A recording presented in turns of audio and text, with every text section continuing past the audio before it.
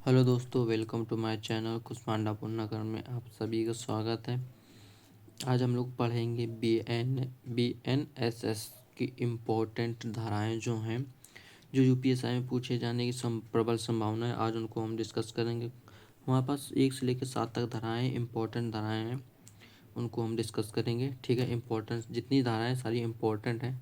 ठीक है, तो हम लोग क्लास को स्टार्ट करते हैं। BNS की पहली धारा है, BNSS की पहली धारा में लिखा है संक्षिप्त नाम, विस्तार और प्रारंभ। मतलब कि BNSS का पूरा नाम, विस्तार और प्रारंभ लिखा है। ठीक है, BNSS की धारा 2 में BNSS की परिभाषा लिखी हुई है। ठीक है, फिर BNSS की धारा 2.1 का सब आर्टिकल ए में लिखा है शब्द, दृश्य, इलेक्ट्रॉनिक, वीडियो, पहचान, तलाशी आदि की जब्ती लिखी गई है। ठीक है, फिर BNSS की धारा 2.1 बी में लिखा है जमानत की परिभाषा लिखी हुई है। फिर अगली धारा हम लोगों के पास BNSS की धारा 1 BNS की धारा 1C में BNSS की धारा 1C में लिखा है जमानती अपराधी की परिभाषा।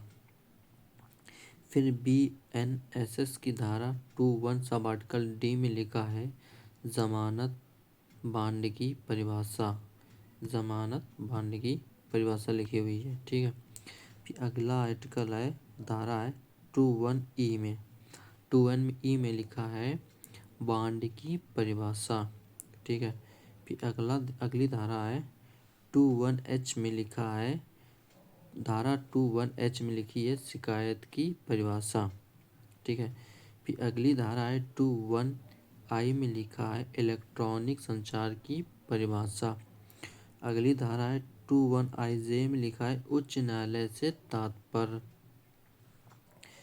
फिर अगली धारा है 2.1N में लिखा है स्थानीय अधिकारिता।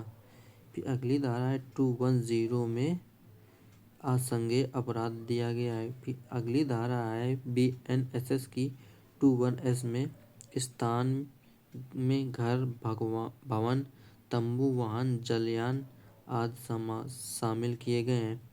फिर अगली धारा है 2.1U में लिखा है पुलिस स्टेशन के बारे में बताया गया है।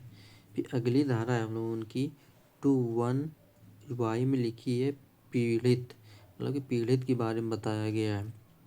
फिर अगली धारा हम लोगों की धारा 4 में अपराधों का मुकदमा बताया गया है कि अपराधों का मुकदमा के बारे में बताया गया है। फिर अगली धारा हम लोगों की धारा 6 में लिखा है दंड न्यायालयों की श्रेणियाँ, मतलब कि दंड देने वाले जो न्यायालय होते हैं उनकी श्रेणियों के बारे में बताया गया है। और अंतिम हम लोगों की धारा आ जाए धारा 7 में प्रादेशिक विभाजन के बारे में बताया गया है। तो आप लोगों को ये इम्पोर्टेंट आर्टिकल की क्लास कैसी लगी?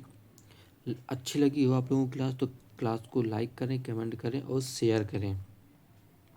ये हम लोगों की इम्पोर्टेंट धाराएं जो परीक्षा में पूछे जाने की प्रबल संभावना है।